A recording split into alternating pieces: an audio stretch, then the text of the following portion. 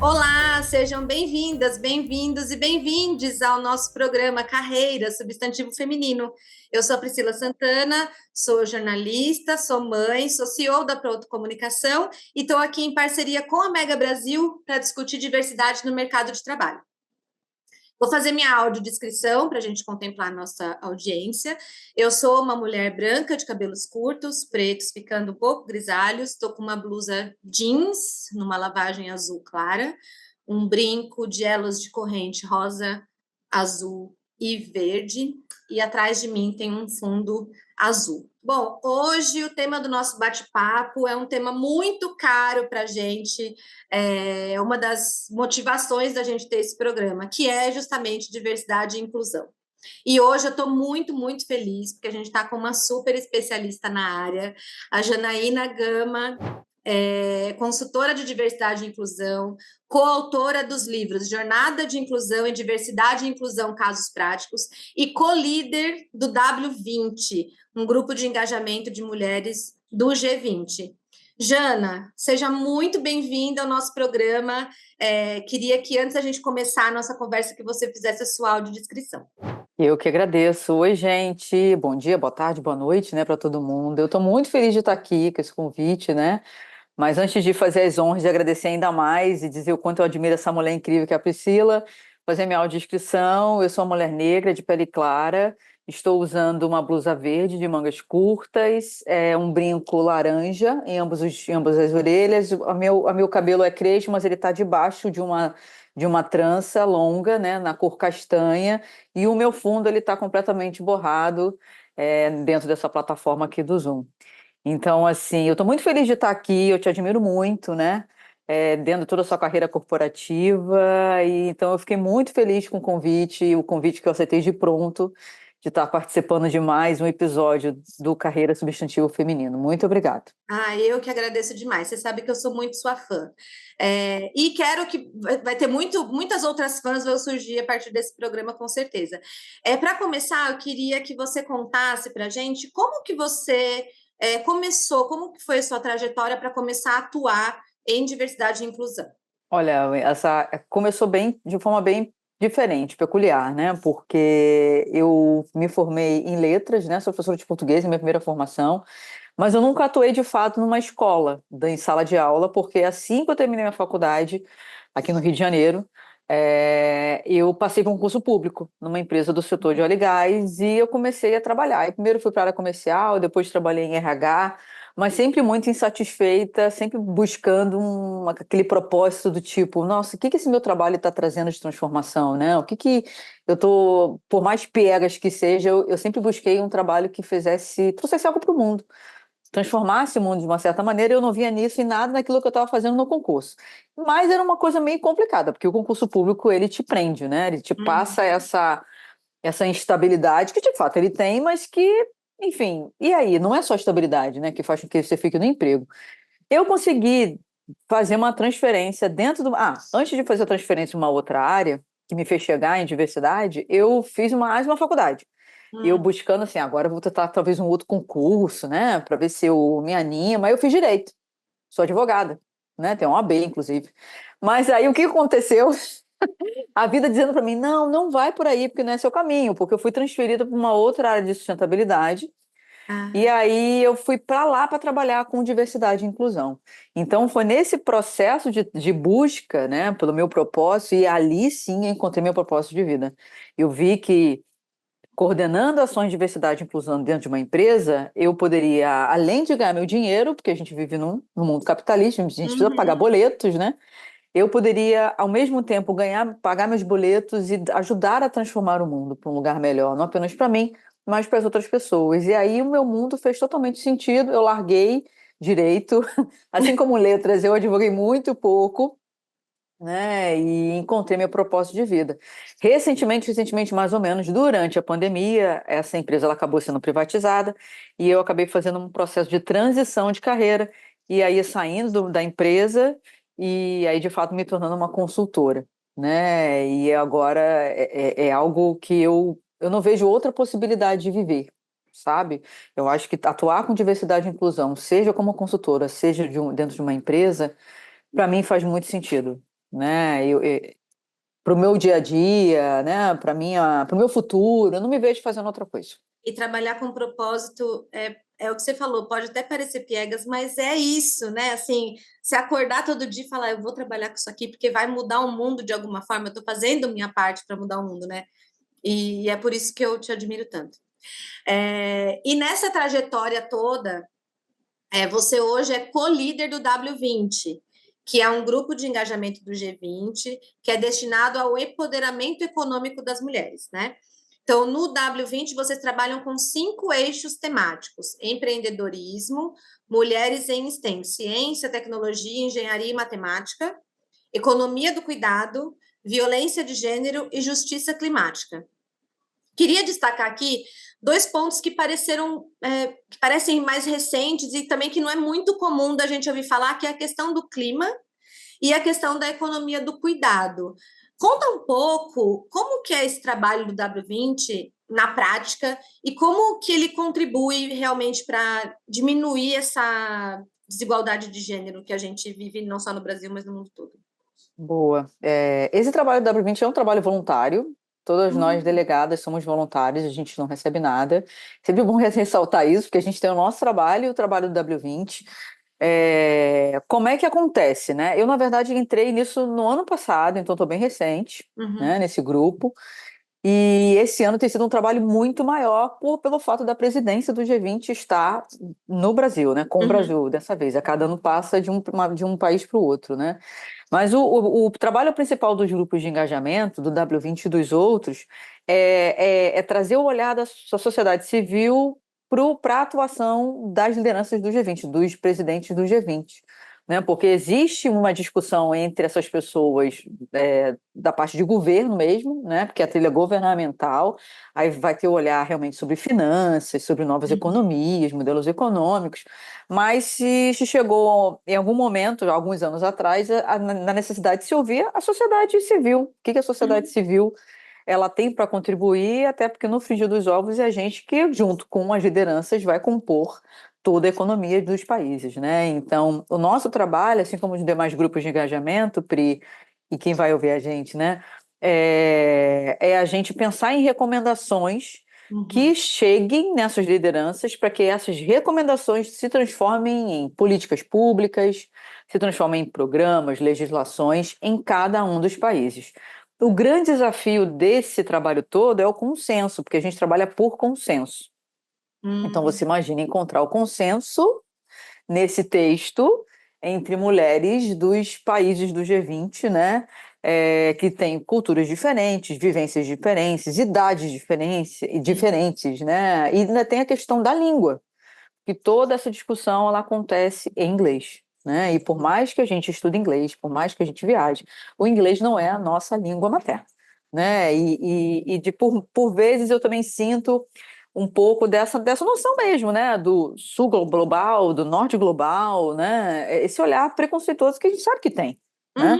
Então, assim, mas o grande bacana desse trabalho, né? E o que ele se conecta com o meu propósito, como eu estava falando anteriormente, e eu tive a noção da importância dele, do papel dele, foi num episódio que aconteceu ano passado, na verdade, né? Ano passado, eu entrei quer dizer, entrei no meio da presidência da Índia e eu tive a oportunidade de ir no Summit, no evento internacional delas, né? Na cidade de Chennai. E aí, durante esse evento do Summit, acontece a entrega dessas recomendações, como se fosse uma oficialização. Olha, terminamos o nosso trabalho, aí o presidente do país, ele vai lá, ele pega o documento, é toda uma cerimônia. E aí a delegada, a chefe, vamos dizer assim, né, a liderança maior da delegação da Índia falou, olha, esse documento aqui tem a mão de todo mundo que está aqui, tem a participação de todas vocês, mulheres. E esse documento pode mudar a vida das mulheres, não apenas da Índia, mas de todo mundo. Então, nesse momento, a gente falei, caramba, olha mais uma vez, mais um projeto que Sim. visa mudar a vida de mulheres, né? Então, é lógico que a gente tem toda uma dificuldade de implementar tudo isso que a gente coloca lá. né? A gente discute muito, tem muito texto, né? Mas quando você olha as declarações finais, são as menções a gênero, elas têm aumentado cada vez mais, mas ainda são poucas, né? Eu, por exemplo, eu estou à frente do grupo de violência de gênero, né? Então, assim, quando você olha, pô, a gente escreve, sei lá, um documento, sei lá, com 5 recomendações, né? Um documento de 2 páginas do grupo somente de violência de gênero, Uhum. somente dessa temática. E quando você olha o documento final, tá lá, enfrentamento da violência de gênero apenas. O documento que todos os líderes, né, do G20 assinam. Então, a gente tem um grande desafio, né, da gente estar provocando essa discussão, e como você mesmo falou, é um grupo que visa o empoderamento econômico de mulheres, mostrar para as lideranças do G20 que não tem como você falar em novas economias, novos modelos econômicos, novos modelos financeiros, né, para acabar com a desigualdade, para acabar com a pobreza, sem você considerar o gênero. E no caso da presidência do Brasil esse ano, nosso desafio foi incorporar também a questão racial, que nunca adentrou o espaço do G20, né? E a gente fez muita questão de salientar em todos os nossos discussões e documentos a importância de se falar na questão étnico-racial. E aí, até porque essa questão continua no que vem com a África do Sul, Uhum. e em 2026, que vai ser os Estados Unidos, ela também vai continuar presente, porque nos Estados Unidos a gente sabe que o racismo, ele, embora seja diferente, ele é uma situação que se assemelha com a nossa. Sim. Então, assim, foi a primeira vez que a gente conseguiu emplacar, mas ainda essa questão, né, da interseccionalidade também é um ponto que precisa ser trabalhado também dentro do W20. Depois a gente pode até um pouquinho depois falar sobre ele, se você quiser, Uhum. mas é algo que ainda as mulheres, né, elas precisam ter essa noção de que somos mulheres diversas, Sim. com vivências diversas, e ter esse olhar, essa lente de interseccionalidade é importante, porque senão as políticas não vão atender a todas elas.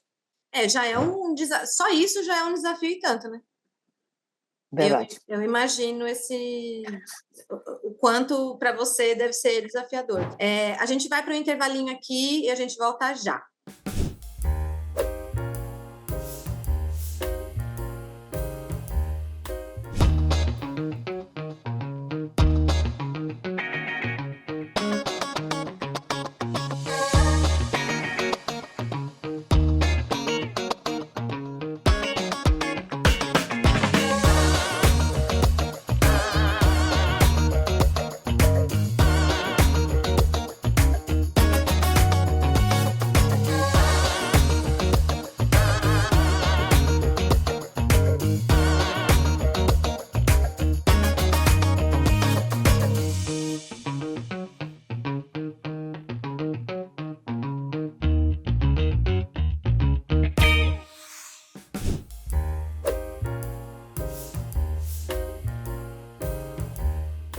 Estamos de volta, conversando aqui com a Janaína Gama sobre diversidade, um tema que para mim é muito caro.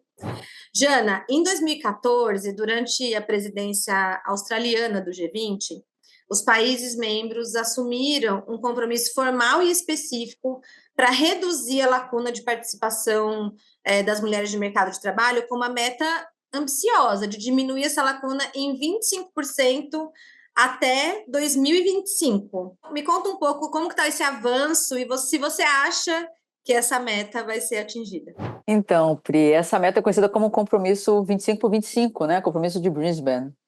E é interessante você ter trazido ela, porque ela se encontra na nossa declaração também. A nossa ideia é a gente reforçar na nossa declaração da nossa presidência desse ano que eles cumpram, que as lideranças cumprem esse compromisso. Que quando a gente olha o mercado de trabalho, não apenas aqui no Brasil, mas como no mundo todo, a gente vê uma lacuna muito grande ainda no acesso ao mercado de trabalho, na questão salarial, né, nos espaços de liderança.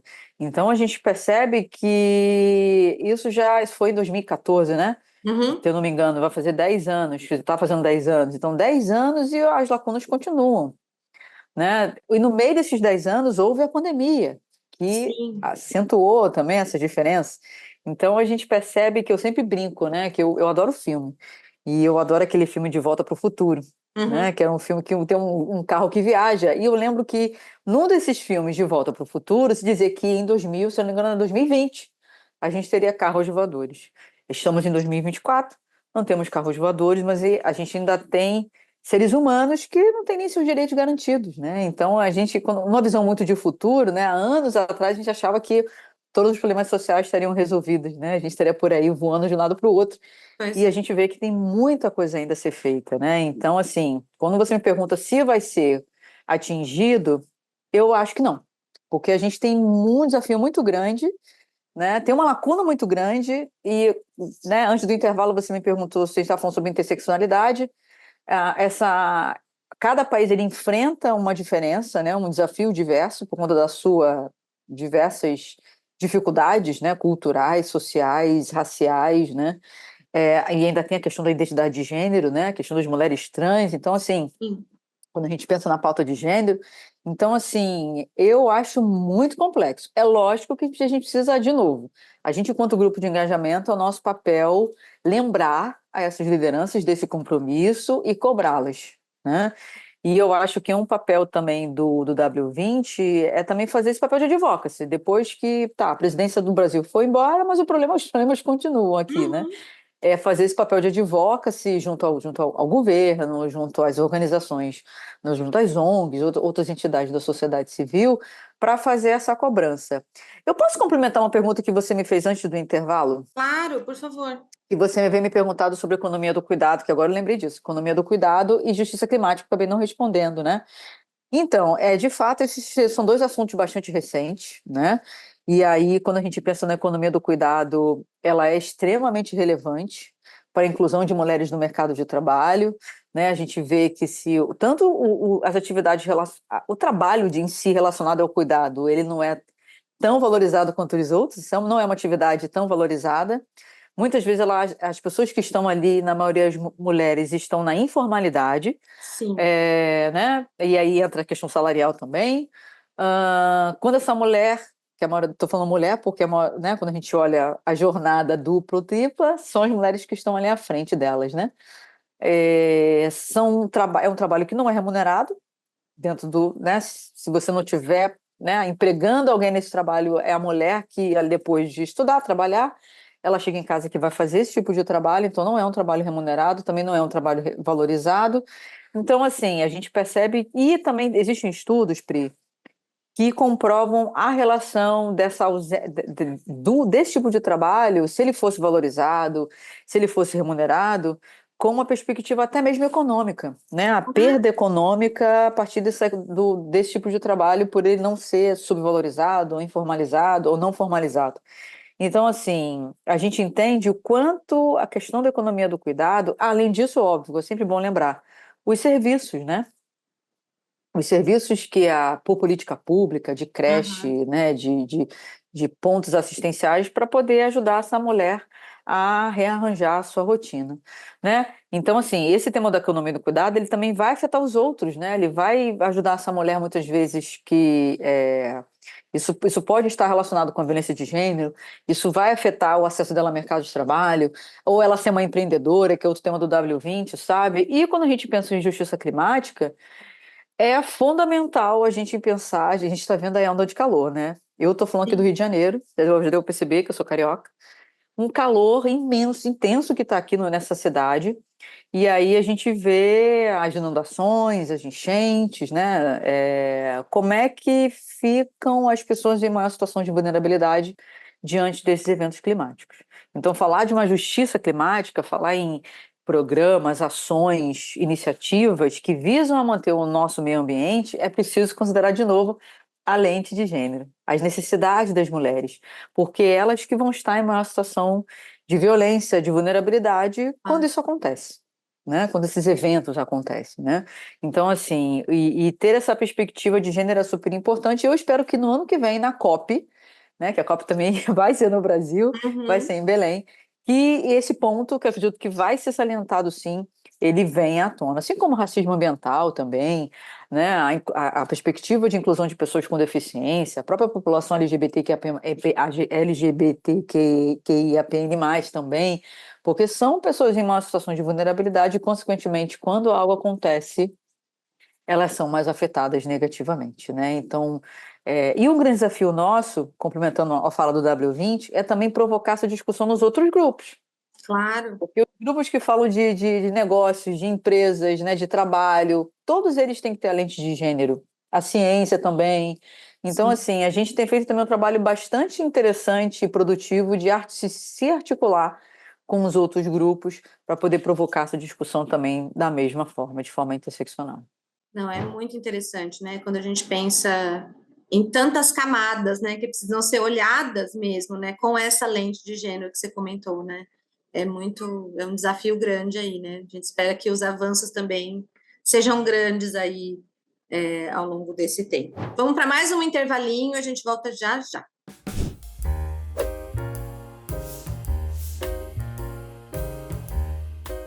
Você conhece o banco de cases do Prêmio Jatobá PR?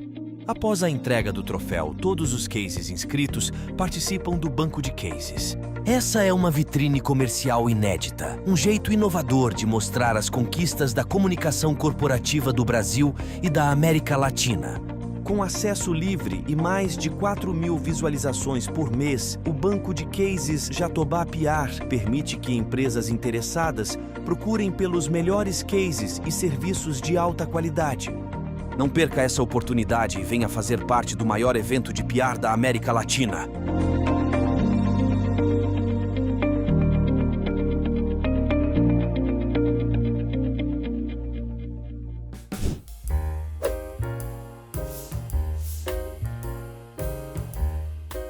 Voltamos aqui com o Carreira Substantivo Feminino.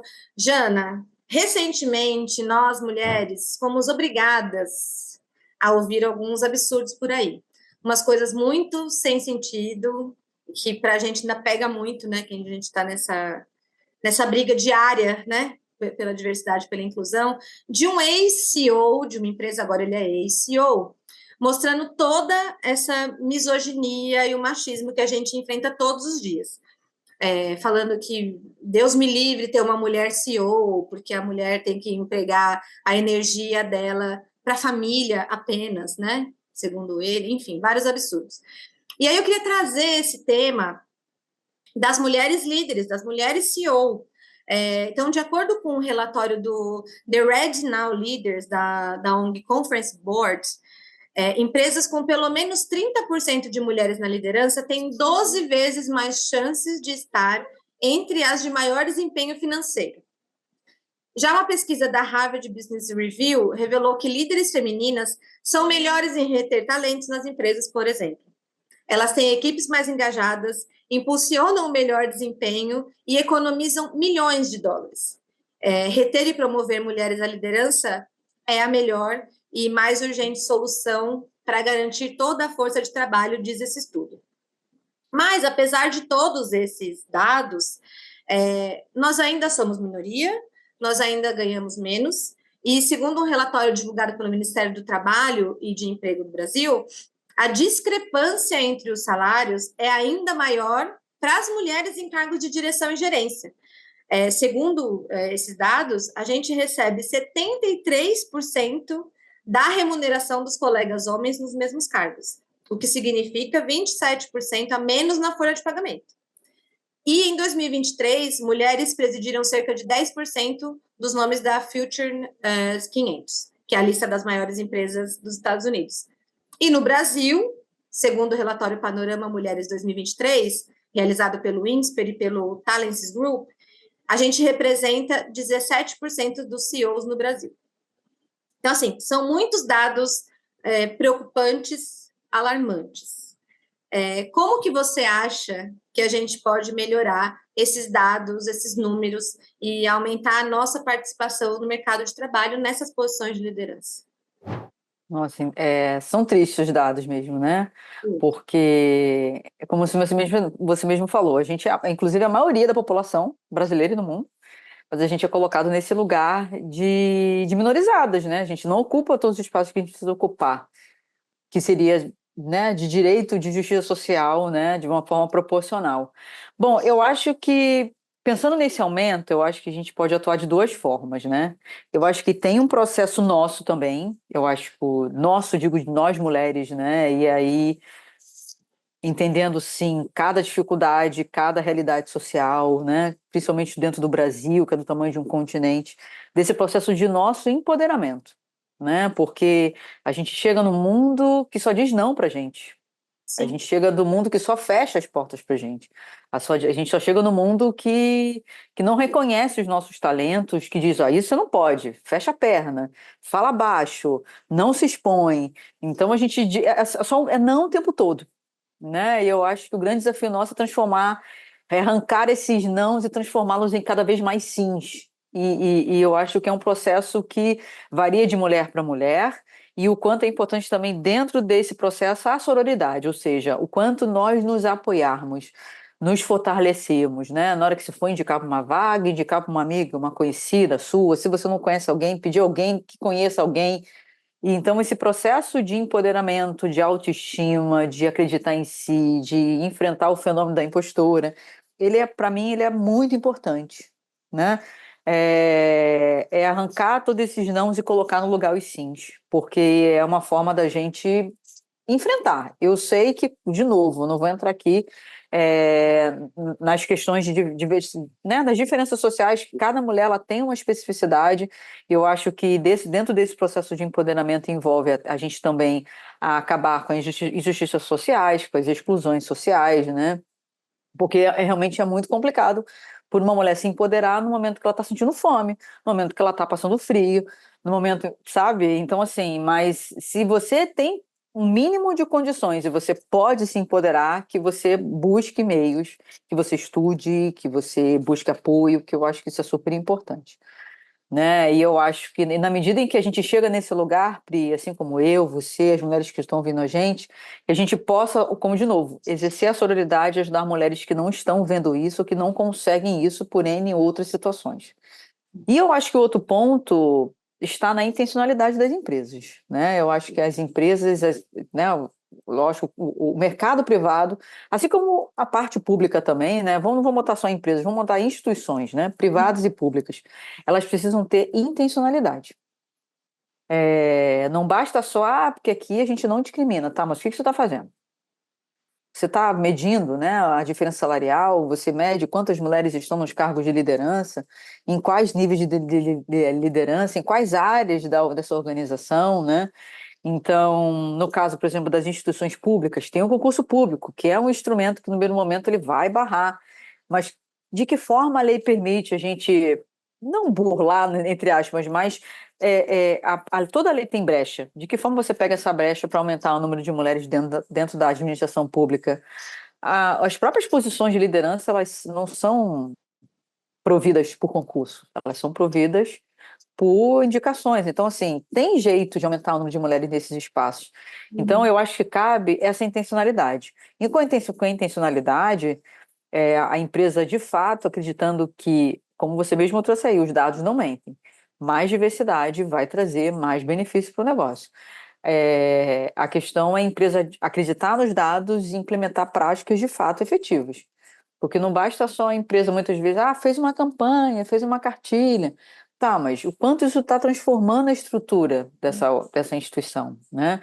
O quanto está transformando os processos, o quanto está transformando o processo de tomada de decisão, que é predominantemente homogêneo. Então, assim, há possibilidade, há estudos que comprovam os benefícios, mas o que está sendo feito? E eu acho que outro ponto também interessante é criar ambientes seguros, né? Porque a gente vê, quando a gente pensa mesmo na questão do assédio, né? Assédio moral, sexual, também não basta também entrar, mulheres sejam, beleza, podem entrar. E depois que elas entram, que ambiente que elas enfrentam, que dificuldades elas enfrentam, né? De novo, a gente está falando de um tema inclusive o canal é Carreira Substantivo Feminino, né? Ou seja, a carreira faz parte da nossa vida.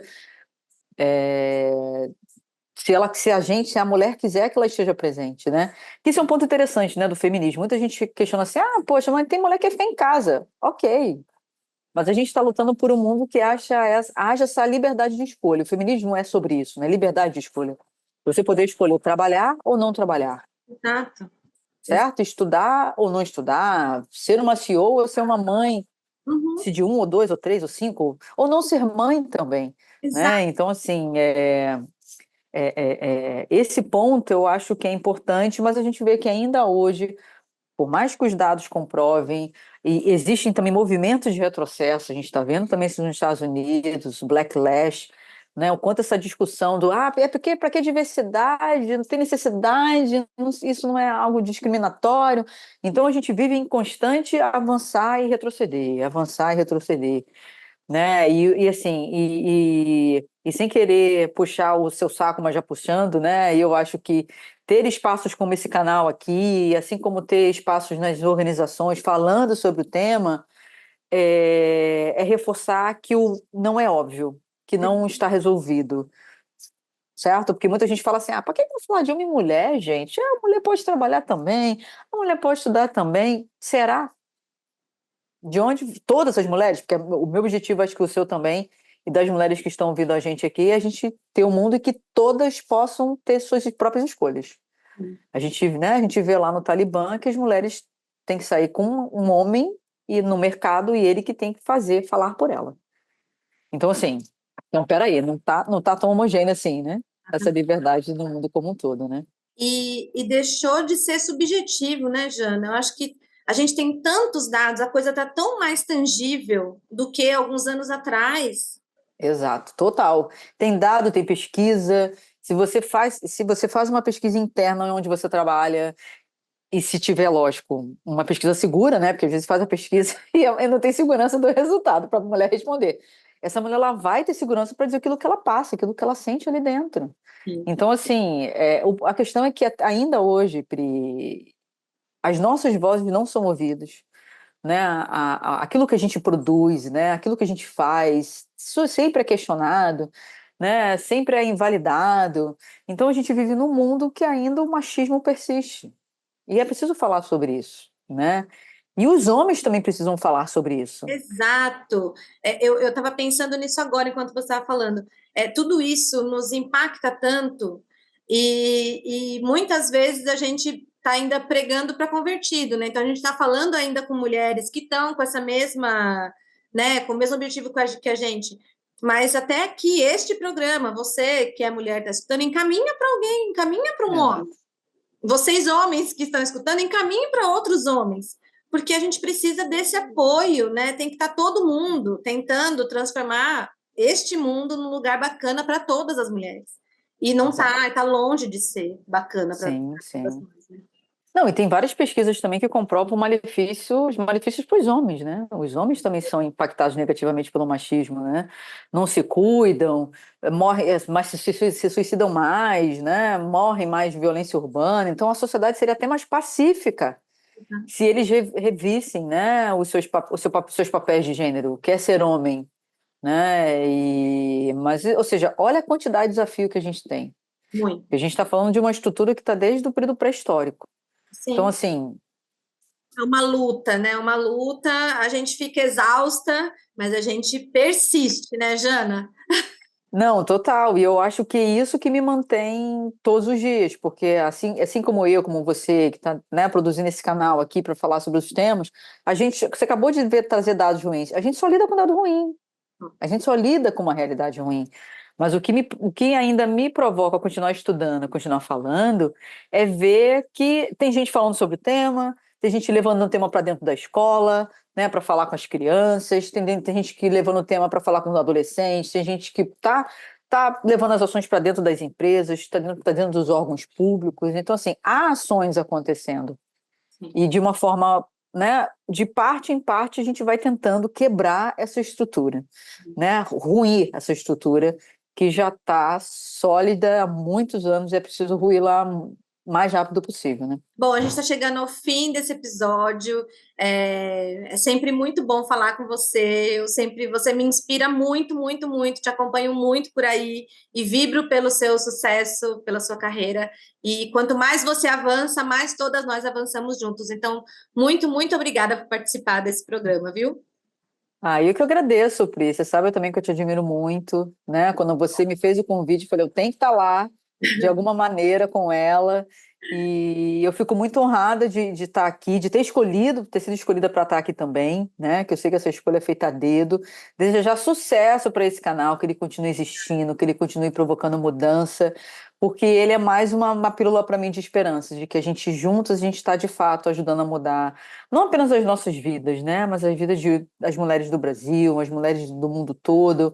Porque quando algo acontece aqui, reverbera para fora, né? A gente tem que pensar nisso, né? A gente vive num mundo cada vez mais individualista, né? Cada vez mais virtual, né? Cada vez mais distante. E eu acho que a gente precisa resgatar laços de solidariedade, de coletividade, de amorosidade, né? De pensar que aquilo que atinge a outra pessoa também me atinge, Sim. né? E enquanto o machismo estiver operando, de novo, ele não vai prejudicar apenas as mulheres, ele vai prejudicar toda a sociedade, né? Mas, mais uma vez, muito obrigada e até a próxima, quem sabe, né?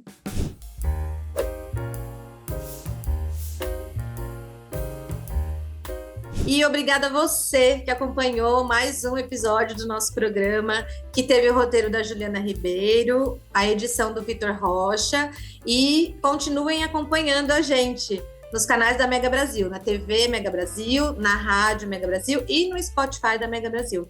Acompanhe também as redes da Mega e as redes da Pronto Comunicação. E vamos seguir junto aí nesse propósito. A gente se vê no próximo episódio. Até lá!